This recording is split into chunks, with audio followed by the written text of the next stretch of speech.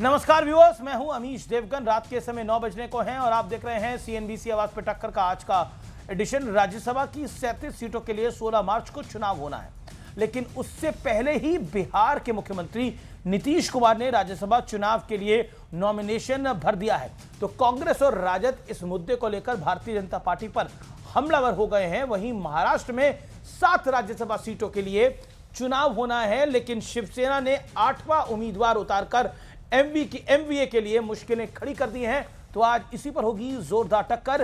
राज्यसभा चुनाव चलेगा किसका दांव? तो आज सीएनबीसी आवाज के टक्कर के थर्सडे एडिशन में इस पर सीधी और सियासत की बात।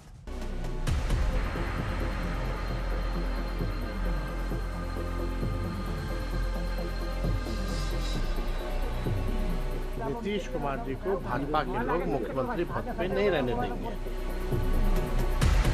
श्री नीतीश कुमार जी फिर से एक बार राष्ट्रीय राजनीति में राज्यसभा सांसद के नाते प्रवेश करेंगे। राज्यसभा चुनाव क्या आया, देश का सारा सियासी समीकरण बदल गया। अमित शाह और बीजेपी के दूसरे दिग्गज नेताओं की मौजूदगी में बिहार के सीएम नीतीश कुमार ने राज्यसभा के लिए नॉमिनेशन फाइल कर दिया। यानी साफ है कि बिहार में अब सीएम के लिए वैकेंसी खुल गई है। खुद नीतीश कुमार ने कहा, मैं राज्यसभा का सदस्य बनना चाह रहा हूं। जो नई सरकार बनेगी उसको मेरा पूरा सहयोग एवं मार्गदर्शन रहेगा।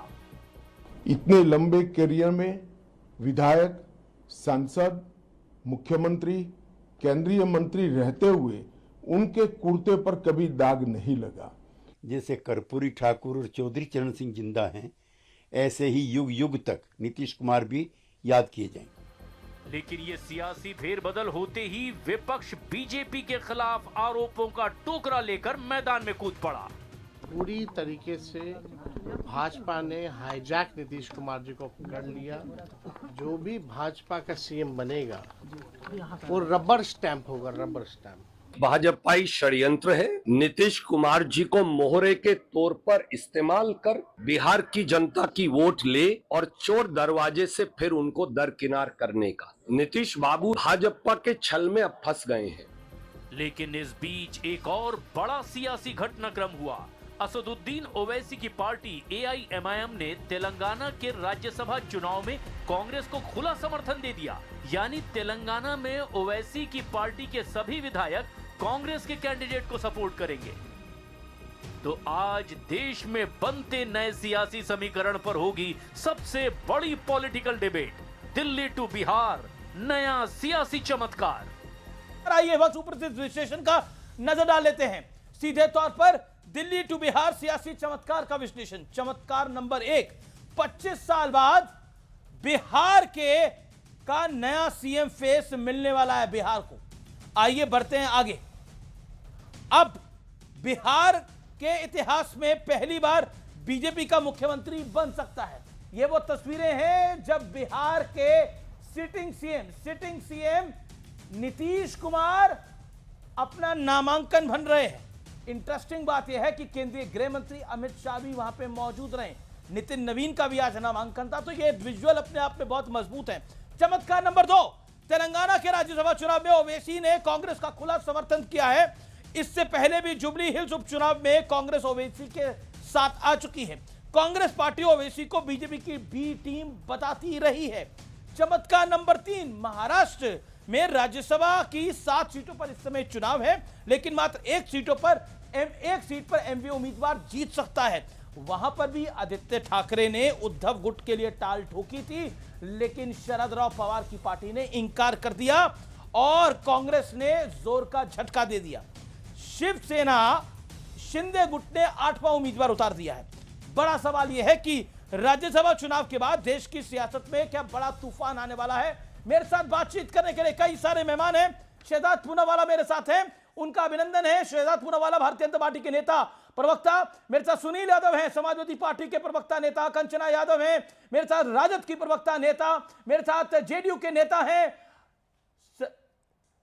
सत्य प्रकाश मिश्रा जी मेरे साथ, सतीश के सिंह जुड़ रहे हैं, वरिष्ठ पत्रकार हैं, आनंद दुबे मेरे साथ जुड़ रहे हैं इस चर्चा में। खासतौर पर शिवसेना उबाटा के चेहरे पे मायूसी आज दिखाई दे रही है, क्योंकि शिवसेना का अब एक भी राज्यसभा एमपी नहीं रहेगा सदन के अंदर। ये बहुत समय बाद ऐसा मौका आएगा जब एक भी राज्यसभा एमपी नहीं होगा शिवसेना उबाटा का। मेरे साथ कई सारे मेहमान हैं, मैं विपक्ष से शुरू करता हूं। सुनील यादव, आपसे आज की चर्चा की शुरुआत करते हैं। ये क्या हुआ है, कैसे हुआ है, क्यों हुआ है, किस लिए हुआ है?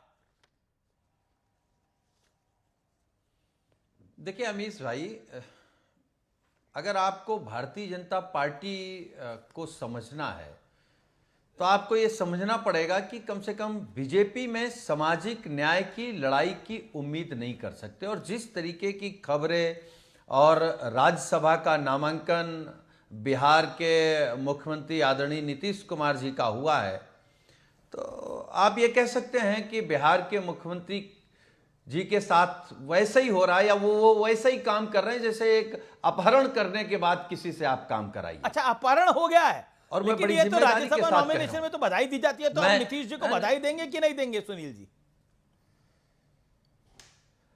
अगर मोदी जी प्रधानमंत्री पद छोड़ करके राज्यसभा चले जाएं तो हम उनको भी इतनी ही बधाई देंगे। भाई राज्यसभा अगर इतनी बड़ी पोस्ट है, देखिए आप समझिए बिहार की राजनीति को, बिहार दशकों से सामाजिक न्याय की, आरक्षण की, पिछड़े, दलित और अनुसूचित जनजातियों की लड़ाई लड़ते आया है। क्या यूपी में, मैं सीधा सवाल पूछता हूं, क्या उत्तर प्रदेश चुनाव में इसका इंपैक्ट पड़ेगा आपको लगता है सीधे तौर पर? क्योंकि 27 में यूपी का चुनाव है, अब 10 महीने बचे नहीं है, 9-10 महीने बचे हैं। नहीं, देखिए उत्तर प्रदेश की चुनाव में कोई प्रभाव नहीं पड़ेगा। हम लोगों ने 24 में हाफ किया है, 27 में बीजेपी को साफ करने जा रहे हैं। लेकिन एक ये परंपरा, देखिए उन लोगों को ख्याल रखना है जो भारतीय जनता पार्टी और आरएसएस से सटते हैं, पद मिले ना मिले, लेकिन इस बात का ख्याल रखें वो लोग कि कभी बीजेपी के पास नहीं जाना। जयराम रमेश कह रहे हैं बिहार चुनाव प्रचार के दौरान कांग्रेस जो बात कह रही थी वो सच साबित हुई है। सच तो साबित होगी, कांग्रेस तो कह रही थी कि नीतीश जी को आप निपटा देंगे, यही बात राजद कह रही थी, तो अब कहा जाए कि निपटाया जा रहा है। देखिए ऐसा है कि एनडीए कह रही थी कि हम कांग्रेस राजद सबको निपटा देंगे, उसमें हम सफल हुए हैं, तो उनके निपटने पर उनको जो दुख है तो वो अब ताका झाकी कर रहे हैं। बाकी शहजाद जी ताका झाकी नहीं, पब्लिक डोमेन में सब कुछ हो रहा है। देखिए सबसे बड़ा आज अमीश देवगन जी का शो का प्रोड्यूसर जो भी होगा, मैं उनको बोलूंगा 6 महीने पहले की क्लिप निकालो जी। यही कंचना यादव जी, यही सुनील साजन जी, कांग्रेस पार्टी क्या बोलती थी, नीतीश जी अचेत है, नीतीश जी की सेहत ठीक नहीं, नीतीश जी खटारा बन चुके हैं, नीतीश जी को राजनीति छोड़ देनी चाहिए, अजीब और गरीब हरकतें करते हैं। और आज नीतीश जी तुसी मत जाओ, नीतीश जी तुसी मत जाओ। अच्छी बात है, अच्छी बात है। मैं तो कह रहा हूं नीतीश जी ने तो ट्वीट करके और अमित शाह जी के साथ यूं ऐसे कान से कान तक मुस्कुराते हुए उन्होंने स्वागत किया अमित शाह जी का, वो तो तस्वीर देखी। पर नीतीश जी के बाहर जो देख पा रहे हैं जो बातें, ये तस्वीर नहीं देख पाए। रमीज राजा ने चप्पल से मारा हमारी बहन रोहिणी जी को, ये तस्वीर नहीं देख पा रहे। अरे उस दिन जब डिबेट किया आपने इस पे, तो कंचना यादव जी गायब, साजन जी गायब, डिबेट से गायब। अरे बेटी का दर्द नहीं देख पा रहे। और जो नीतीश जी ने बताया कि मैं खुद जाना चाहता हूं, उनका दर्द दिख रहा है इनको। नीतीश जी को खटारा तो किसी ने नहीं कहा था, ये बात तो मैं खटारा तो किसी ने नहीं कहा था। एक सेकंड मैं स्टेटमेंट लेकर चलता हूं।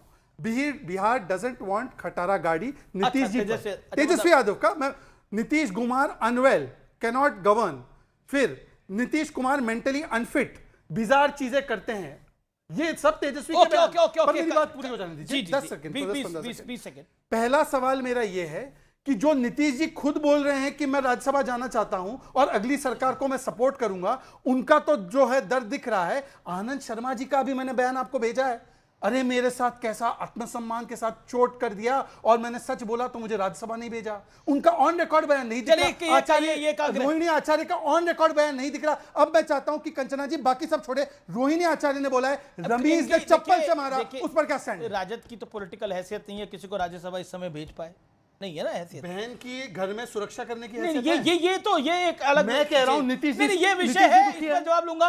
ओके कंचना यादव, ओके अब audio's down Kanchana Yadav, let opposition come in, let Rajad come in. Okay Kanchana Yadav, आप लोग बड़ा परेशान हो रहे हैं नीतीश जी को। नीतीश जी को हराने के लिए तो 6 महीने पहले आपने एरी चोटी का जोर लगा दिया था और बहुत कुछ कहा था। क्या कुछ कहा था मुझे बताने की आपको आवश्यकता नहीं है, आप भी आती थी इस कार्यक्रम में और बोलती थी। आज नीतीश जी के लिए अमीर जी सुनिए, बड़ा प्यार उतर कर आ गया है। अमीर जी सुनिए अमीर जी, सबसे पहले तो शहजाद पूनावाला जी यहाँ पर क्लियर करें कि इन्होंने नीतीश जी को राज्यसभा भेजा इसलिए क्योंकि वो जाना चाहते थे या इसलिए कि वो मेंटली अनफिट है, जैसा कि इन्होंने कहा। और जहां तक मेंटली अनफिट की बात है, मैं याद दिलाना चाहती हूँ, ये सम्राट चौधरी जो डिप्टी चीफ मिनिस्टर है, पता है क्या बोले थे? रद्दी माल हो चुके हैं। कौन? नीतीश कुमार जी, सम्राट चौधरी जी बोले थे। और ये चिराग पासवान जी क्या बोले कि ये अचेत है, इनको कोई दवाई खिलाया जाता है। जब नीतीश जी हमारे पास थे तो शब्द निकालिएगा सर, तो आपके ऐसे ऐसे निकल कर आएंगे ना कि माफी भी नहीं मांग पाइएगा। और दूसरी बात ये है कि जो आप बात कह रहे हैं, तो जदयू के कार्यकर्ता जो प्रोटेस्ट कर रहे हैं, जदयू के कार्यकर्ता जो बर्तन तोड़ रहे हैं, जदयू के कार्यकर्ता जो कह रहे हैं कि हम आग लगा देंगे, वो भी गलत है। अमीर जी, वो भी गलत है क्या? अगर वो गलत है, अगर हम गलत हैं तो वो भी गलत हैं, तो आप बताइए कि क्या हम दोनों गलत हैं? जो अपोजिशन पहले से कहती आ रही है, जब नीतीश जी हमारे पास आए थे, बोले थे लालू जी अपने शरण में ले लीजिए, सरकार हमारी बनवा दीजिए, ये बीजेपी वाला हमको खत्म कर देगा, तो इसी बेसिस पे सरकार बनी। लेकिन मैं आपको मुझे इतना छोटा समाप्त करवाते हैं। सबसे पहले तो जी, वैसे तो आपको याद होगा अमित जी, एक बार जब सोनिया गांधी ने रिफ्यूज किया था। अमित जी देखिए, ये बड़ा अनफेयर है। जब मैं बोलता हूं तो मुझे छोटा समय डिबेट का अनुभव बड़ा खराब रहा है, बड़ी गाली गलौज हो गई थी। प्लीज अमित जी, मेरी आपसे एक ही रिक्वेस्ट है, मैं आपका पूरा सम्मान करता हूं। मैं मां बहन की गालियां भी नहीं देता जैसे कांग्रेस वाले देते, पर मेरे समय पर बहुत छोटा समय और बीच में इंटरप्शन और बाकी लंबे लंबे, मुझे भी सबको बराबर का समय मिल रहा है। अपनी बात 40 सेकंड रखिए। Okay Kanchana, fair chance, Kanchana ji, I'll give you a fair chance. Okay, 40 seconds. जब सोनिया गांधी जी, मैं आपके पीसीआर से भी रिक्वेस्ट करूंगा कि मेरे साथ न्याय किया जाए। अमीर जी, मेरे साथ न्याय किया जाए। मैं आपके पीसीआर से भी रिक्वेस्ट कर रहा हूँ। जब सोनिया गांधी जी, कितना कौन बोलेगा भाई? ऐसे नहीं, कोई तय नहीं कर रहा। Kanchana Yadav, let me assure you, कोई तय नहीं कर रहा। जब सोनिया गांधी, मैं बिल्कुल नहीं तय कर रहा हूँ। मैंने उनको बोला 40 सेकंड बोलने के लिए, फिर उसके बाद आप बोलिएगा। Madam hold on. इतनी हैसियत नहीं है कि अपने ही सो पर अपना टाइम दे सकते हैं। मैं अपनी बात रख सकता हूं। अमीश जी, ये देखिए, लोग देखते हैं और ट्वीट भी करते हैं इसके बारे में, जो मेरे साथ हर बार ऐसा होता है डिबेट में। ये तरीका ठीक नहीं है। अमीश जी, मैं अपनी बात रख सकता हूं। अमीश जी, मैं आपसे रिक्वेस्ट, अरे मैं अपनी हैसियत रख रहा हूँ। कंचना जी, एक सेकंड, एक करके दोनों बोले, एक करके, एक करके भी बहुत शॉर्ट, एक साजन जी ने लंबा बोला। शहजाद, आप 30 सेकंड अपनी बात को रखिए थे। मेरे समय को कमी करते जा रहे हैं। ओके 40 सेकंड बोलिए। देखिए, एंकर की अगर इतनी इज्जत का ख्याल है, तो जब उनके बारे में अपशब्द बोले आलोक शर्मा ने और सेना के आदमी को किस प्रकार की बातें बोली, उस पर स्टैंड लेती ना आरजेडी, तो यहां पर आकर मॉरल हाई ग्राउंड ना ले। जेडीयू के कार्यकर्ता, भाई सोनिया गांधी जब बोल रही थी कि मैं नहीं बनना चाहती हूं प्रधानमंत्री, तो एक कार्यकर्ता ने बंदूक पकड़ ली। कार्यकर्ताओं की भावना होती है, पर कार्यकर्ताओं के ऊपर नेता जो होते हैं उन्होंने डिसीजन लिया। पर मैं पूछना चाहता हूं कि बेटी घर की बोल रही है, चप्पल मारा रमीज ने, संजय यादव ने, उस पर एक स्टैंड देने की उनकी जो है वो विषय नहीं कर पाती है कि कैसे संजय यादव ने क्या ट्रीटमेंट दिया है रोहिणी आचार्य को। दूसरी बात, नीतीश जी को एक बार ही सबसे बड़ा धोखा मिला, पता है कब? 2005 में मैंडेट बीजेपी और नीतीश जी का, और बूटा सिंह ने प्रेसिडेंट रूल लगा के उनको नहीं बनने दिया मुख्यमंत्री, और सुप्रीम कोर्ट में फटकार लगाई बूटा सिंह और यूपीए की सरकार को और आरजेडी को कि आपने मुख्यमंत्री नहीं बनने दिया। यह होता है उनके साथ धोखा करना। भूल गए क्या? मुलायम सिंह यादव जी की पार्टी भूल गए उसको? बूटा सिंह ने क्या किया था? साजन जी, याद है कि नहीं याद है? और तीसरी बात, इंडिया अलायंस में क्यों नहीं बनने दिया गठबंधन का नेता? खड़गे जी को बना दिया तो उन्होंने इंडिया अलायंस छोड़ी। चौथी बात, अभी जब हारे चुनाव तो कांग्रेस पार्टी के ऊपर दोष डाला आरजेडी ने। अरे अपने घर का मामला तो देख लो पहले। और मैं फिर से पूछा चाहता हूं, कंचना जी, रोहिणी आचार्य पर क्या स्टैंड है? हिम्मत है तो बताओ। ओके, अब आपने अपनी बात को रखा 40-50 सेकंड। अब 1 मिनट का टाइम, 50 सेकंड का टाइम कंचना यादव जी को दीजिए। Okay Kanchana Yadav, make your point, time starts now. जी, थैंक यू अमीर जी। और सबसे पहले अच्छा लगा, और ये अच्छी बात है कि अपने शो पर आप ही समय जो वो तय करिए कौन कितना बोलेगा, और अगर कोई और इंटरप्ट करेगा तो हम तो कहेंगे कि भाई आपके शो पर कोई और आपकी हैसियत तय कर रहा है। दूसरी बात, क्योंकि मुद्दा इसलिए है कि बिहार चुनाव के समय पे आपने बोला कि इनके मार्गदर्शन और नेतृत्व में चुनाव हो रहा है और सरकार बनेगी, तो आपने जो अपने ही कार्यकर्ता हैं, जिन लोगों को आपने नीतीश कुमार जी को प्रोजेक्ट किया, आप उनके आधार पर आप उनका वोट लेकर आए, जो नीतीश कुमार जी का हमेशा से एक ट्रेडिशनल वोट बैंक रहा है, जो आज बहुत उदास है, निराश है, जो आप तोड़फोड़ कर रहे हैं और यह भी कर रहे हैं कि बिहार में आग लगा देंगे। आपको मालूम होगा, आपके भी चैनल पे चला, मैंने सुना दोपहर में। तो उन कार्यकर्ताओं का क्या, उन लोगों का क्या जो नीतीश कुमार जी के चेहरे को देखते हुए वोट किया? और दूसरी बात, पहली बार आपने बहुत चमत्कार कहा, ये चमत्कार हो गया, वो चमत्कार हो गया। पहली बार ऐसा चमत्कार हुआ है कि मुख्यमंत्री का जो कद और कुर्सी होती है ना, उसको छोटा कर दिया गया राज्यसभा से। मतलब अब मुख्यमंत्री लोग राज्यसभा जाएंगे, कितनी बड़ी बात है भाई। एक मुख्यमंत्री कितने राज्यसभा लोगों को भेजता है, वो खुद अपनी हैसियत से भेजता है। आज वो मुख्यमंत्री दूसरे पार्टियों की क्या आओ मुझे राज्यसभा भेजो, तो ये हैसियत नीतीश कुमार जी की कितनी है, किसने तय किया, कब हुआ, ये पटकथा कब लिखी गई, ये सबके सामने। ये हम नहीं कह रहे, ये जदयू के कार्यकर्ता करें, और अगर हम गलत है तो वो भी गलत है, और आप इतना गट रखिए और कहिए कि वह भी गलत है। कार्यकर्ता उदास है, निराश है, जो कह रहे हैं। जी ओके। जनता दल यूनाइटेड के नेता, आप उम्मीद है कि मुझे भी बेरोक टोक बोलने बिल्कुल, की बिल्कुल, इजाजत बिल्कुल, मिलेगी। देखिए, नीतीश कुमार जी के बगैर बिहार की कल्पना करना मेरे लिए भी संभव नहीं है। कार्यकर्ताओं का एक निजी प्रेम, निजी आस्था और लंबे समय का एक अनुभव नीतीश कुमार जी के साथ रहा है। आप पूरी बात करने दीजिए, एक कॉन्टेक्स्ट में बात आ रही है। तो नीतीश कुमार जी के प्रति जो कार्यकर्ताओं का एक प्रेम है, वो पार्टी के नेता हैं, राष्ट्रीय अध्यक्ष हैं, समता पार्टी के 7 विधानसभा सीट से जीतकर यहां तक गठबंधन की राजनीति में बिहार को देश में सबसे अव्वल विकास दर में नीतीश कुमार जी ने परिणत किया।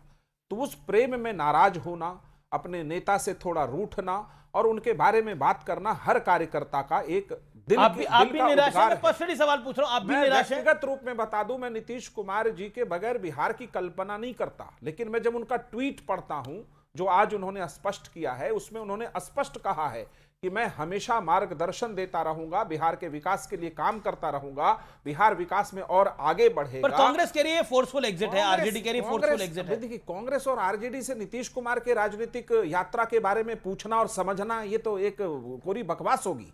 राजद या कांग्रेस ने नीतीश जी के बारे में क्या क्या अपशब्द कहे हैं इतिहास में, ये मुझे याद है। नीतीश कुमार फैसले लेने में बड़ा बयान अखिलेश यादव का, बिहार की राजनीति में अपहरण हो गया है। बीजेपी पर अखिलेश यादव, सपा सुप्रीमो का, फॉर्मर यूपी सीएम का बड़ा हमला बिहार के इतिहास में अब तक का सबसे बड़ा अपहरण है। ओके, जवाब सत्यप्रकाश मिश्रा। भी जब नीतीश अपने अंदाज में 43 सीट भी जब नीतीश हमारी पार्टी को आया था, तो नीतीश जी ने कहा आप मुख्यमंत्री बना लीजिए बीजेपी को। बीजेपी ने नीतीश जी को मुख्यमंत्री हमेशा बनाया, उनके राजनीति को हमेशा सम्मान दिया। मैं उस दिन को भी जानता हूं जब ये समता पार्टी थी और 13 दिन की सरकार बनी थी वाजपेयी जी की। उसके बाद जब एनडीए बना तो बीजेपी का भी विकास हुआ, समता पार्टी जनता दल यूनाइटेड बनी, दोनों ने मिलकर 2005 में सरकार बनाई। नीतीश कुमार के इशारों को भी भारतीय जनता पार्टी ने हमेशा सम्मान दिया है और नीतीश कुमार जी के नेतृत्व में जो अखिलेश जी कह रहे हैं अपहरण हुआ है। देखिए, अखिलेश जी, राजद जी, कांग्रेस जी, ये कोई जी हैं? इनका भारतीय राजनीति में सामाजिक न्याय इन लोगों से सीखना है हमें, जिन्होंने गुंडा परिपाटी और परिवार परिपाटी की राजनीति चलाई है। इनसे मुझे समाजवाद की सीखनी चाहिए। क्यों कह रहे हैं? नहीं, मैंने आपको 1.25 मिनट 1.5 मिनट दिया। आखिरी लाइन आप लोगों से नहीं सीखना है, आप परिवारवादी हैं, आप गुंडागर्दी करते हैं, आपसे नहीं सीखना है। ओके। आखिरी लाइन ये है कि नीतीश कुमार जी निर्णय किसी भी दबाव में नहीं लेते, उन्होंने फैसलों से हमेशा चौंकाया है। उनका फैसला बिहार के लोग, पार्टी और वो पार्टी के राष्ट्रीय अध्यक्ष हैं और बिहार से कहीं जा नहीं रहे, वो बिहार की सेवा करते रहेंगे, ये बात सत्य है। अच्छा, अगला सीएम बीजेपी का ही होगा ना बिहार में? अगला सीएम गठबंधन का होगा और बीजेपी का नीतीश कुमार के बिना सहमति के सीएम नहीं हो सकता। बीजेपी का सीएम होगा? मैं ये क्यों कहूं, गठबंधन का सीएम होगा, हो सकता है हमारा सीएम हो। आप अपहरण की बात नहीं कर सकते, आप खुद गुंडागर्दी वाले हैं, परिवारवाद वाले हैं। जवाब Sunil Yadav ji. Okay, audio sound Sunil Yadav 40 second.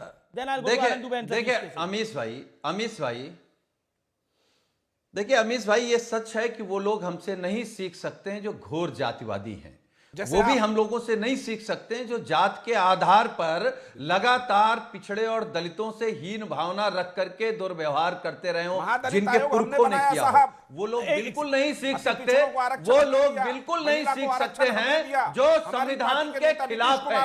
वो लोग बीच में नहीं बोल रहा था, मिर्ची न लगे, मिर्ची नहीं, सच आईना दिखा रहा हूं। हमसे सीखने का मतलब है समाजवाद, हमें समाजवाद पर पिछड़े और दलितों को हक हकूक देना। देखिए प्लीज सत्यप्रकाश मिश्रा, अब आप फॉलो कर रहे हैं ना, दलित नहीं आप अपने टाइम पे बोलिए ना, हमला करने के यही प्रॉब्लम है, समाजवादी पार्टी का गुंडा गया था और उसी में मर्यादा टूटती है। ये बीच में नहीं, फिर तोड़ रहे, अब आप तोड़ रहे हैं मर्यादा। चलिए मर्यादा तोड़ने के लिए सुनील यादव जी बोले अपनी बात बेरोक-टोक, मैं क्षमा प्रार्थी हूं, उनकी बात बोलिए। नहीं, मैं क्षमा प्रार्थी भी हूं। सुनील जी बोलिए आप। अमीश भाई देखिए हम बोलेंगे, आपको बुरा लगेगा क्योंकि आप घोर जातिवादी हो, संविधान के खिलाफ हो, आप पिछड़े दलितों से हीन भावना रखते हो। नहीं, तर्क के साथ बोल रहे हैं। आप बताइए ना, आप जाति जनगणना के पक्ष में हैं? अरे जाति जनगणना हमने कराई भाई, जनगणना के पक्ष में हमने कराई, कांग्रेस से आप विषय पे आ जाते हैं। देखिए जो अपहरण की बात, सुनील यादव शांति देखिए, ओके, अपहरण पे आप क्या कहना चाहते हैं? देखिए ऐसा है कि जो झांकी रही भावना जैसी प्रभु मुहूर्त दिखे थे जैसी, सुनील जी एक सेकंड रुके, शहजाद बोल रहे। देखिए जो औरंगजेबवादी है, जो अपने परिवार के हाँ, जो परिवार के हाथ से माइक छीने, चाचा को बोले कि गद्दी से उठो, पिता को बोले गद्दी से उठो, उनको लगता है कि ऐसा ही व्यवहार होता है। ऐसा नहीं होता। हमने तो जो व्यवहार किया है इसको बोलते हैं कि एक राम सरित संस्कार है, बताया है कि कैसे राम जी के संस्कार अपनाते हुए, जब कम भी संख्या थी तब भी हमने बोला कि भाई आप इसका नेतृत्व कीजिए, ये राम संस्कार होते हैं। और दूसरी तरफ अखिलेश जी को अपहरण संस्कार क्यों दिख रहा है? मैं बता रहा हूं, क्योंकि मैंने आपको एक उदाहरण दिया। देखो आपके डिबेट पे सुधांशु त्रिवेदी भी आते हैं, हम जब उनकी कुर्सी में बैठते हैं हम लोग के ऊपर एक दायित्व होता है। 2005 अपहरण किया नीतीश जी और बीजेपी की सरकार का यूपीए ने बूटा सिंह के द्वारा, सुप्रीम कोर्ट ने चाबुक से मारकर बोला गलत है। एक नीतीश कुमार जी ओबीसी वर्ग से आने वाले व्यक्ति की सरकार को अपहरण करने का काम सोनिया गांधी ने करवाया, मनमोहन सिंह ने करवाया। साजन जी के मुंह पर जबान नहीं है बोलने के लिए। उस पे एक बेटी के साथ रमीज राजा चप्पल दिखाता है, वो उसमें क्या क्या था उस चप्पल पर, चप्पल से मारता है। यहां पर बैठे लोग उस बेटी के लिए नहीं बोल पाते और ये बोलते हैं अपहरणवादी। आपके घर में जो हो रहा है अराजकतावादी, घर में अराजकतावादी बैठे हैं, रमीज राजा के ऊपर एक शब्द नहीं बोल पा रहे। साजन जी हिम्मत हो तो बोलिए, रमीज राजा ने चप्पल दिखाई रोहिणी आचार्य को, उसके लिए शहजाद पूनावाला, सत्य प्रकाश मिश्रा बोल रहे हैं, उसके लिए नीतीश जी बोल रहे हैं, उसके लिए सम्राट चौधरी बोल रहे हैं, पर उसके लिए तेजस्वी नहीं बोल रहे, उसके लिए अखिलेश जी नहीं बोल रहे। ये बेटी का गुनाह है। जवाब सुनील यादव की बारी है। और ऑडियो सुनील यादव जी। सुनील यादव देखिए अमीश भाई, मैं बीजेपी के लोगों से हमेशा एक बात कहता हूं कि अपनी तुलना कम से कम भगवान राम से मत करिए। भगवान राम के नाम पर आप सिर्फ चंदा चोरी कर सकते हैं, जमीन घोटाला कर सकते हैं, नफरत फैला सकते हैं, इसके अलावा कुछ नहीं। जब भगवान राम के जीवन को आप पढ़ेंगे तो आपको समाजवाद नजर आएगा। आपको भेदभाव नजर नहीं आएगा, छुआछूत नजर नहीं आएगी। गरीब को गले लगाते भगवान दिखते हैं, सबरी के जूठे बेर खाते हैं, आप जैसे नौटंकी करते नहीं दिखे। और मैं दावे के साथ कह सकता हूं, बड़े विश्वास के साथ कह सकता हूं, 11 साल की बीजेपी मोदी सरकार ने इस भारत को 50 साल पीछे ले गए हैं। 50 साल पीछे ले गए। गरीब को, किसान को, मजदूर को बर्बाद किया देश को। आचार्य पे बोलने दीजिए। आपने बर्बाद किया है भगवान श्री राम के सच्चे अनुयायी। भगवान श्री राम ने तो मां सीता के लिए क्या कुछ नहीं किया। रोहिणी आचार्य पे एक शब्द बोलो। जो राम मंदिर नहीं जाते, जो राम भक्तों पर गोलियां चलाते, वो राम जी का ज्ञान मुझे ना दे। बताओ कि रोहिणी आचार्य पे क्या स्टैंड है? बताओ बूटा सिंह पर क्या स्टैंड है? बताइए महागठबंधन में क्यों नहीं नेता बनाया उनको? सुन लीजिए, बताइए इंडियन नेता नहीं बनाया उनको।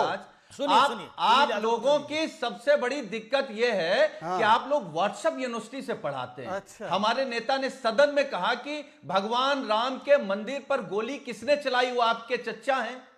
मंदिर पर नहीं चलाई थी, आंदोलनकारियों पर चलाई थी। मंदिर तो था नहीं, तब आपका फेवरेट ढांचा खड़ा था। उपद्रवियों पे चलाई थी। नहीं, उपद्रवियों पर। उपद्रवी किस पे मुकदमा लिखा उपद्रवी गया बोल था? रहे हैं, राम भक्तों को उपद्रवी किस बोला, पे मुकदमा अभी लिखा राम गया था? भक्तों को उपद्रवी बोला क्या साजन बात जी करते ने। हैं? अमित जी आपके शो में क्या देखिए, बात कर रहे हो? सेना के क्या व्यक्ति बात को कर रहे हो? मां बहन की गाली अच्छा। और राम भक्तों को क्या उपद्रवी, बात कर रहे हो? राम भक्त को उपद्रवी बोला आपने। कैसे बोला आपने उपद्रवी? कौन उपद्रवी? आप लोग वो राम भक्त बाबर हो के जो समर्थक भगवान राम उपद्रवी के है। नाम पर सिर्फ चंदा चोरी करना चाहते हो। आपने राम भक्तों को देखिए, उपद्रवी बोला है। हर वो व्यक्ति उपद्रवी है जो साजन जी, भगवान इसको राम नहीं के नाम मिटाया पर जा चंदा सकता। चोरी आपने कर रहा राम है, भक्तों को बोला जमीन है घोटाला कर रहा उपद्रवी। है। क्यों बोला आपने? क्या बात करते हो अभी आपने बोला है। देखिए, मैं नकली अच्छा राम एक भक्तों सेकंड को बोल मैं रहा हूं। सतीश जी को लेके आता हूं। आप जैसे राम भक्तों आनंद को दुबे, बोल रहा हूं। एक तो बिहार जो में भगवान खेल हो रहा राम है। के नाम पर केवल चोरी करते, बेईमानी अच्छा एक तो करते। बिहार में खेल हो रहा है, एक तो बिहार में खेल हो रहा है, एक खेल महाराष्ट्र में भी हो रहा है। अब बताइए, आदित्य ठाकरे जी चाह रहे थे कुछ और, कांग्रेस ने कर दिया कुछ और। अब बताइए, शरद राव पवार आ गए हैं राज्यसभा के अंदर। भाई, वो कह रहे थे मैं रिटायर होना चाहता हूं, लेकिन वो आ गए अटायर पहन के। अमीश भाई नमस्ते। उपकार तो पिक्चर कमी का नहीं एक होती। गाना आज की वर्तमान स्थिति पर वर्तमान में एक जो राजनीतिक स्थिति उस पर एक गाना है उपकार फिल्म का, दीवानों से ये मत पूछो दीवानों पे क्या गुजरी है, और उनके दिलों से ये पूछो अरमानों पे क्या गुजरी है। आप कह रहे थे कि शिवसेना का राज्यसभा में अब कोई सांसद ही नहीं है। अरे भाई, अभी आदरणीय संजय राउत साहब 2028 तक हैं, अभी हम लोग शून्य नहीं है मेरे भाई, अभी एक हमारे पास हैं। प्रियंका जी भी अप्रैल तक तो हैं, अभी फिलहाल 1-2 महीना तो है ही है। देखिए, नीतीश बाबू मुख्यमंत्री से अब शायद केंद्र में कोई बड़ी जिम्मेदारी पाएंगे, तो इसमें विपक्ष को आलाप करने का या विलाप करने का कोई कारण नहीं है। अब बेगानी की शादी में अब्दुल्ला दीवाना बन के कोई क्यों नाचेगा भाई? हम लोग कुछ नहीं कह रहे हैं, हम तो परिस्थिति देख रहे हैं कि नीतीश बाबू एक अच्छे मुख्यमंत्री हैं। अभी 2-4 महीना पहले ही बिहार में चुनाव हुआ था। अभी आनंद भाई, लेकिन आप दर्शक दीर्घा में बैठे उसका लुत्फ उठाएं, एंजॉय करें, उस पे अपना कमेंट भी कर सकते हैं, लेकिन अच्छा एक बात बताओ, ऑपोजिशन ये लड़ रहा है कि नीतीश जी अच्छे सीएम थे जो 6 महीने तक बहुत खराब थे, जिनको हटाने के लिए पूरी लड़ाई हो रही थी। आज वो सबसे अच्छे सीएम हो गए। नहीं, एक बात बताइए, पहले जब इंडिया गठबंधन बन रहा था 2022, 23, 24 में, तो नीतीश बाबू ही तो मेन नेता थे। तो नीतीश बाबू तो सबके हैं, वो बिहार के भी हैं, वो पूरे देश के भी हैं। देखिए, नीतीश बाबू चाहे बिहार में रहें चाहे दिल्ली जाएं, ये उनका फैसला है, उनकी पार्टी का फैसला है। इसमें हम लोग के बोलने का क्या कारण है? हम तो विपक्ष में हैं, हम लोग दर्शक दीर्घा में हैं। ये मैच हमें देखना है। ये मैच आज भारत और इंग्लैंड के बीच में हो रहा है, और चाहे यहाँ पे नीतीश बाबू और बीजेपी के बीच में हो रहा है। हमें तो मैच देखना है ना, हम तो दर्शक दीर्घा में हैं। लेकिन हम सिर्फ ये बोल रहे हैं कि नीतीश बाबू अभी 3-4 महीना पहले ही मुख्यमंत्री बने थे, तो पहले ही अगर बिहार में नया चुनाव हुआ था, किसी को लाते आप, किसी को तैयार करते आप। अब आप करिए, लेट करिए, देर आए दुरुस्त आए, जो करिए करिए, हमारी क्या गलती है? आप तो हमें कोस रहे हैं भाई, हमें जीने देंगे कि नहीं अमीश भाई? हमारे पास 1 सीट की राज्यसभा सीट है महाराष्ट्र में, वो हमने आदरणीय शरद पवार जी को समर्पित कर दिया। क्या गुनाह किया? एक वरिष्ठ आदमी जो कई बार मुख्यमंत्री रहा है, लेकिन वो तो कह रहे थे ना उन्हें इस बार जाना नहीं है। होगा राज्यसभा में। जरा इनसाइड स्टोरी तो बताइए, शरद राव पवार तो जाना ही नहीं चाहते थे। अरे कमाल है, कोई जाना नहीं, नीतीश बाबू जाना नहीं। एक मिनट, नीतीश बाबू जाना नहीं चाह रहे हैं, दिल्ली पहुंच रहे हैं। शरद बाबू जाना नहीं चाह रहे हैं, दिल्ली पहुंच रहे हैं। क्या कोई एआई से कोई ऑपरेशन हो रहा है? कोई रोबोट काम कर रहे हैं? कमाल करते हैं अमीश भाई, आप तो इतने अनुभवी पत्रकार हैं। अरे नाना करते प्यार तुम्ही से कर बैठे, कभी कभी करना पड़ता है, न जाते हुए भी जाना पड़ता है, और बहुत कुछ करना पड़ता है। यही तो राजनीति है। दाएं हाथ को नहीं समझता कि बाएं हाथ क्या करेगा। सतीश जी, ये क्या हो रहा है? समझती शरद पवार जाना नहीं चाहते थे, जा रहे हैं।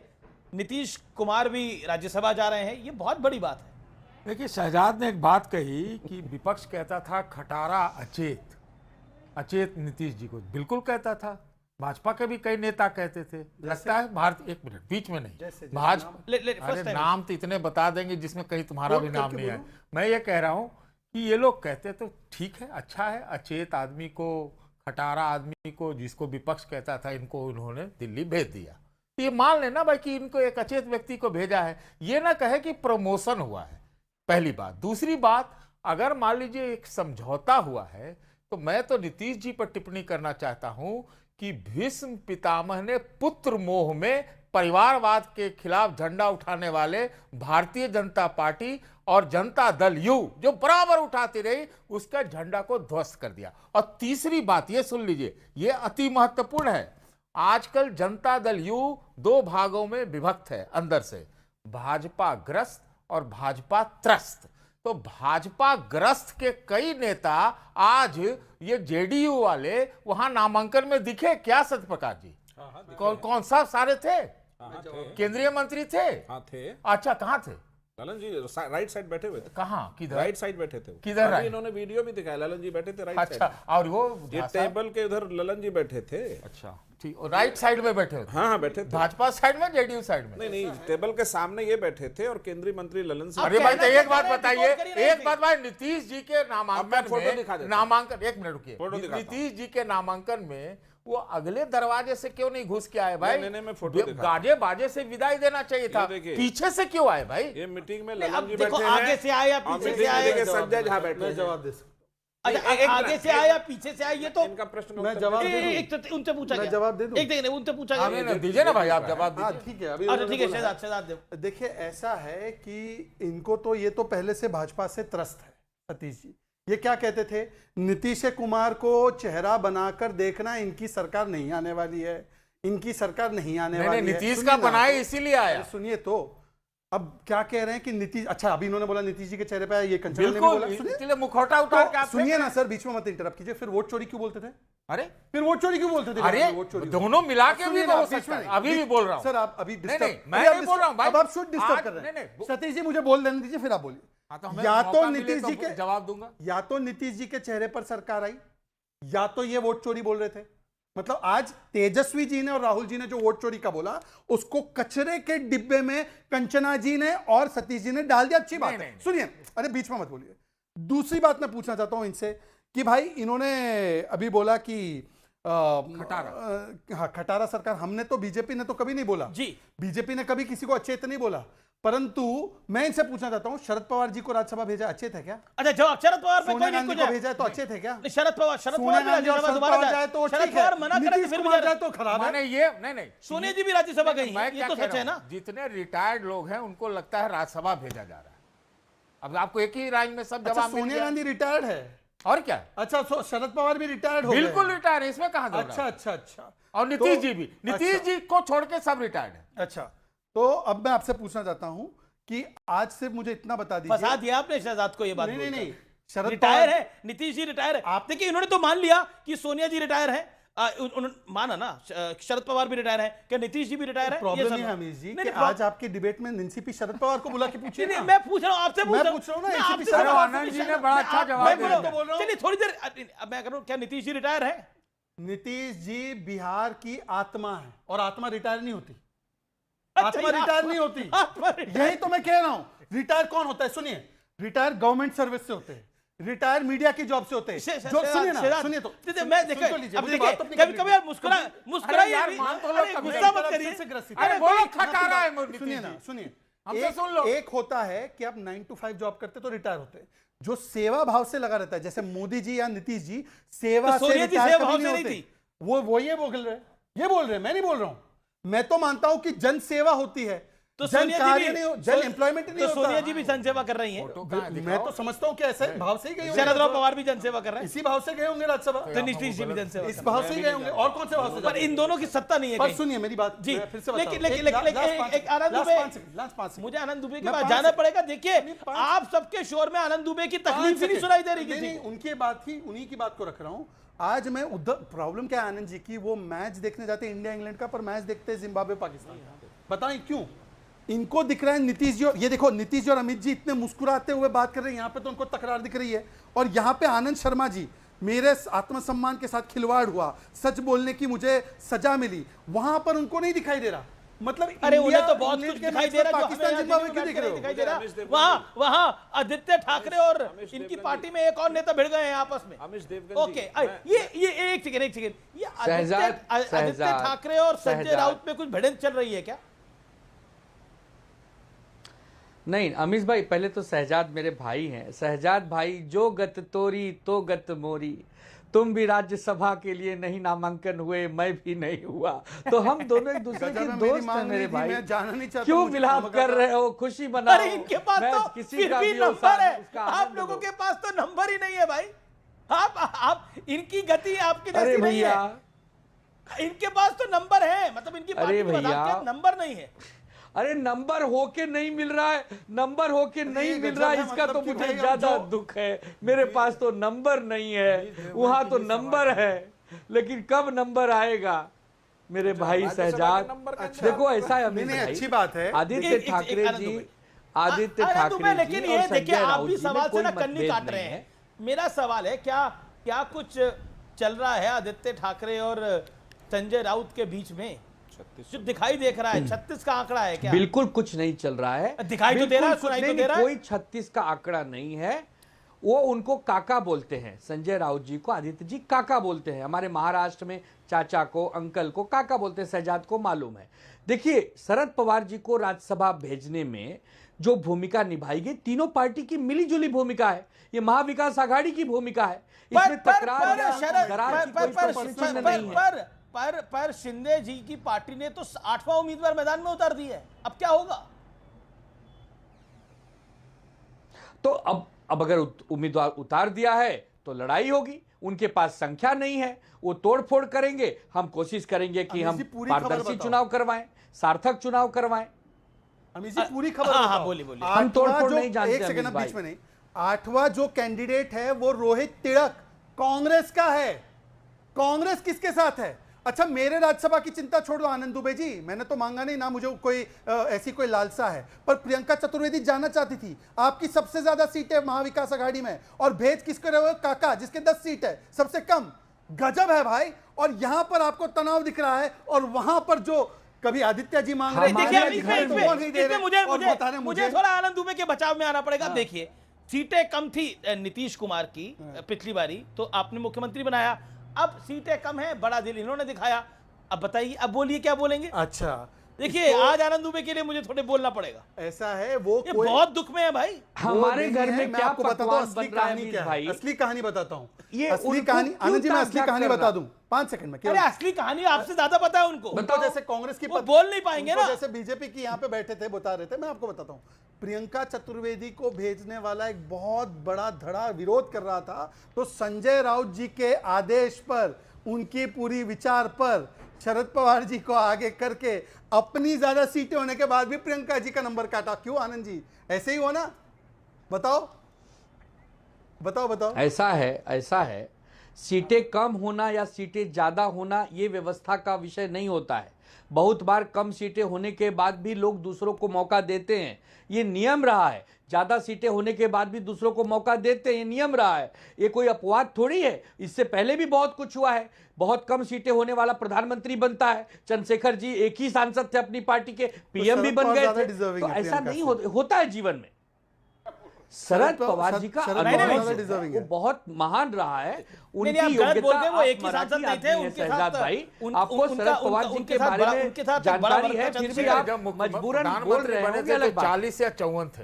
हाँ तो 40 से 54 थे, एक ही सांसद थोड़ी थे भाई। एक ही थे, एक ही सांसद थोड़ी थे। ओके नहीं, मेरा कहना है कि ओहो, अरे तो पार्टी निकाल देगी। अरे भैया हमारा कहना है कि एक चंद्रशेखर जी प्रधानमंत्री बने ना, ऐसा नहीं था कि 272 सीटें उनके पास थी। मेरा ये कहने का मतलब है, उदाहरण दे रहा था। वक्त है एक अंतराल का, अंतराल के उस पार एक बड़ी खबर आप देख रहे हैं सीएनबीसी आवाज पे टक्कर का थर्सडे एडिशन।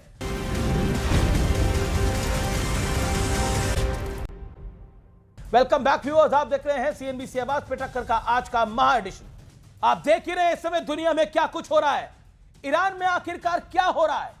खमनई की हत्या के बाद या फिर खमनई के मरने के बाद वहां के लोगों का क्या कहना है? हमने बातचीत करी जानी मानी ईरानी एक्ट्रेस से और उन्होंने चौंकाने वाली बातें बोली हैं। भारत के बारे में क्या बोला है, ट्रंप के बारे में क्या बोला है, नरेंद्र मोदी के बारे में क्या बोला है और खमनई के बारे में क्या खुलासा किया है। आज सीएनबीसी आवाज के टक्कर में यह बहुत जोरदार होगा। इसलिए मेरे साथ जानी मानी एक्ट्रेस मॉडल मंदाना करीमी इस समय मौजूद है। मंदाना वेलकम, आपको मेरी आवाज स्पष्ट रूप से मिल रही है?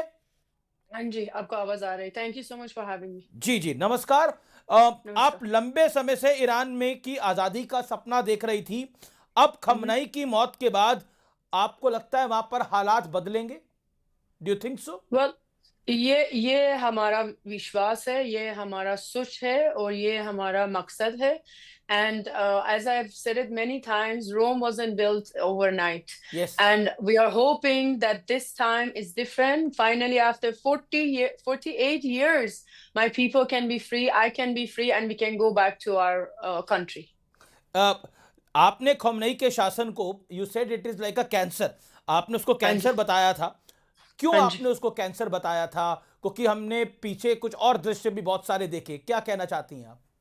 See, it's because as a lot of people know, cancer has different stage, right? It's at stage 1, stage 2, stage 3, and it starts eating the entire system of a body, right? Iranian regime, the reason I'm calling it a cancer is because for 48 years, it has eaten up, it has murdered, executed, arrested, deported, or has done so much to its own people, right? And now it has reached a point that when Israel and America, they attack, and by the way, this attack has been a request of Iranians in Iran and outside that please someone help us. जी, Iran इस वक्त UAE, Saudi जैसे Islamic मुल्कों को भी attack कर रहा है, कतर को अटैक कर रहा है. क्यों ऐसा क्यों कर रहा है? अरे वही है ना, as also a lot of people have made a statement, this regime runs by bunch of lunatics. If you are not lunatic, we are in 2026, right? There has to be some sort of agreement on मैं अपने viewer को बताता हूँ, lunatic का अर्थ ये होता है कि वहां पर कुछ ऐसे सरफिरे सरकार को चला रहे हैं. ये हिंदी में उसका मतलब है. बोलिए वंदना. हाँ जी, तो अगर एक देश है जो लूनिटिक का, वो जो आपका रिजीम है, गवर्नमेंट है, लूनिटिक लोग है, राइट? उसमें you cannot accept anything more than this. ये लोग पागल होके यूएई को अटैक कर रही है, दूसरा देश को अटैक कर रही है, कुर्दिश लोग को अटैक कर रही है, अपना लोग को. अभी जो ईरान में, मैं आपको एक चीज बताना चाहती हूँ, अभी ईरान में जो बसीज है और जो आर्मी है जो अभी है, they have been guarded, they have weapons who are attacking Iranians who are trying to go to the street, or in their own house they're chanting Javid Shah or death to Khamenei. मतलब ये अगर लूनिटिक नहीं है, ये अगर लेकिन इनको तो आप लूनिटिक कह रही हैं, लेकिन भारत में भी कई भागों में, खासतौर पर लखनऊ हो गया, मध्य प्रदेश का कोई हिस्सा हो गया, उत्तर प्रदेश की मैं बात कर रहा हूं, वहां पर भी कुछ लोग नारे लगा रहे हैं, कितने खमनई मारोगे, हर घर से खमनई निकलेगा. हाँ जी. अब उनको आप क्या मैसेज देना चाहती हैं? मैं उन लोग को एक चीज कहना चाहती हूँ कि प्लीज आप लोग जाओ, ईरान में रहो एक हफ्ते के लिए, नॉट मोर देन एक हफ्ते के लिए, एक हफ्ते के लिए एज अ सिटीजन आप ईरान में जाओ और ईरान में रहो, स्पेशली एज अ वुमन. मुझे देखना है कि एक हफ्ते के बाद आप क्या बोलेंगे. आप बोलेंगे कि खामेनेई है मुसलमान, Khamenei है, as per as the Quran जो हम भी पढ़ी है. I have studied Quran, I know my Quran, I was born Muslim. मुझे बस ये लोग को ये कहना है, आप प्लीज जाओ ईरान में रहो और देख लो कि अगर ये जो कुरान और इस्लाम बोल रही है, वो actually in the law and the way that they let the citizen to live their life, if they are actually doing what Quran says.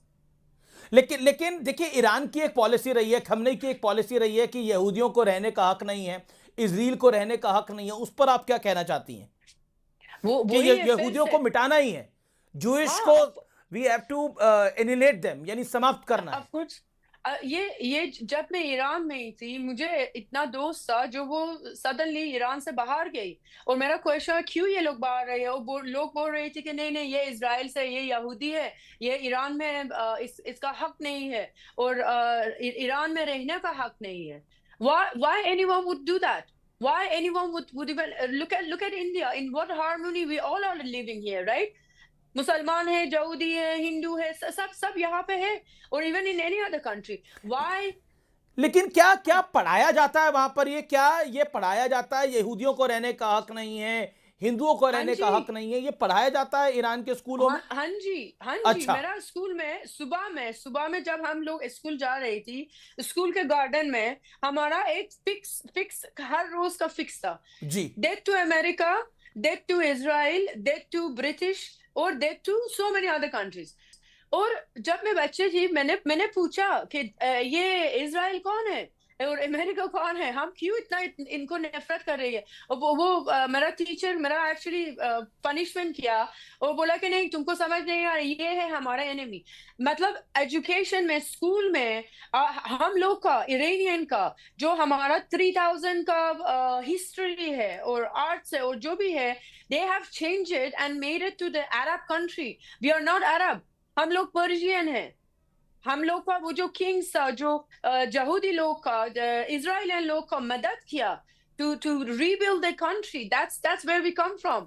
हम लोग अरब नहीं है जी। लेकिन मेरा आपसे प्रश्न ये है कि ईरान में जो कुछ हो रहा है वो हमें दिखाई दे रहा है, ईरान जो कुछ दुनिया के साथ करने का प्रयास कर रहा है वो हमें दिखाई दे रहा है। लेकिन क्योंकि आप भारत में इस समय रह रही हैं और भारत में आप कुछ फिल्में भी कर रही हैं, एक चीज मैं जरूर आपसे जानना चाहूंगा, जो भारत के कुछ एक वर्ग है, सब नहीं, एक वर्ग है जो खास तौर पर बार बार कह रहा है कि हमें इस जंग में ईरान के साथ खड़ा हो जाना चाहिए, उनको आप क्या कहना चाहती हैं? उसमें कुछ पॉलिटिकल लीडर भी हैं, कुछ रिलीजियस लीडर्स भी हैं, क्या कहना चाहते हैं? What is your message to them? See, my message to my brothers and sisters of India, जो मेरा, I have called this, sorry, I'm going to say this in English. If there is a word that you want to say it in Hindi, please do that. I have called India my home for 15 years. India has given me so much. And India has given me my career, a life that I had here, and everything else. If you go back to the history between Iran and India, we have a very good relationship for so many years. I just want to tell my brothers and sisters of India, if this regime goes, if this regime falls, actually we're going to have an even better relationship, because I tell you why. The previous regime, the Shah of Iran, before the revolution of Islamic happened, right? He used to talk about brothers and sisters having a right. In Iran, we do have a population of Shias. Imagine a country without this murderous regime, what relationship we can have with India. Just imagine that.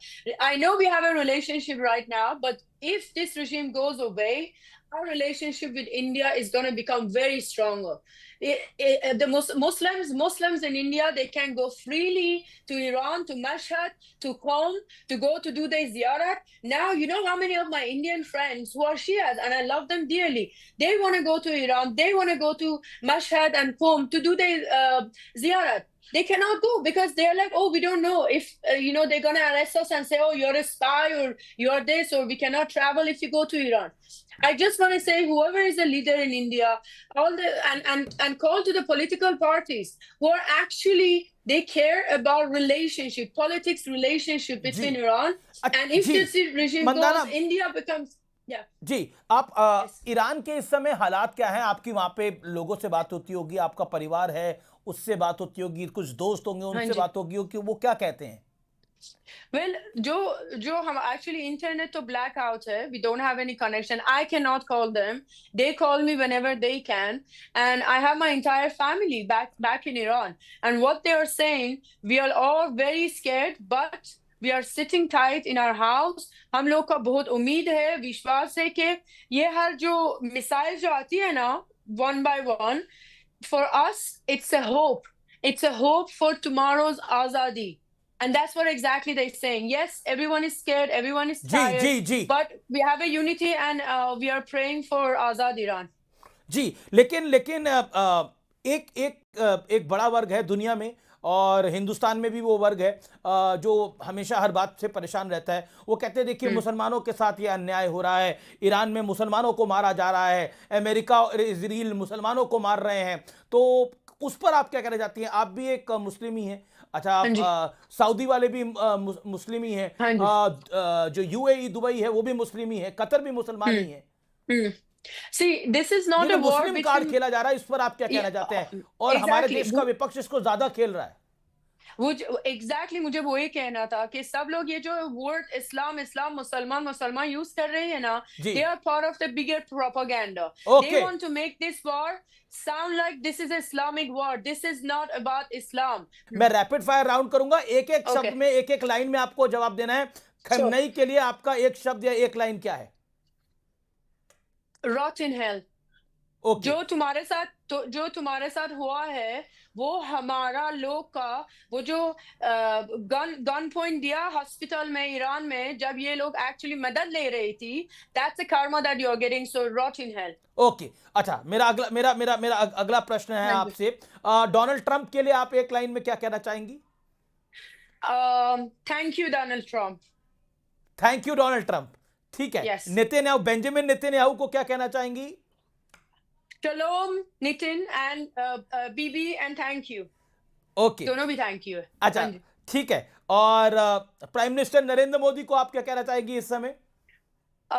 Thank you for keeping me safe because I haven't shared details of what I'm going through India right now because of वो जो मुसलमान लोग हैं मुझे attack कर रही है। If it wasn't because Narendra Modi ji, I would not be safe as we speak and stay in India। Thank you for keeping me safe। and one thing कि जो एक सवाल ये है कि इंडियन मुस्लिम्स आपको लगता है लकी हैं जो हिंदुस्तान में रह रहे हैं, भारतीय मुसलमान? ऑफ कोर्स आप देख लो अभी इतना काफर बोल रही है जो ये मुसलमान लोग को दिल्ली में किया, बैंगलोर में किया, freely they go to the street and they say what they want. हम लोग का वो नहीं है भाई। ईरान में अगर जैसा अभी दिल्ली में हुआ था in support of Khamenei, if we go to street in against of the regime, 1000 people get killed and murdered and executed। Okay, one final question. Indian opposition leaders को आप क्या कहना चाहेंगी, स्पेशली राहुल गांधी को और बाकी ऑपोजिशन लीडर्स को? Anything? Please it's not let, be on a right side of the history and please listen to Iranian people। We Iranian people are chanting one thing, Javed Shah, Azad Iran, please help us to get rid of this regime। Okay। Thank you so much Bandana creamy joining us। बहुत बहुत धन्यवाद आपका हमारे साथ जुड़ने के लिए। Thank you so much और बहुत बहुत धन्यवाद आपका जुड़ने के लिए।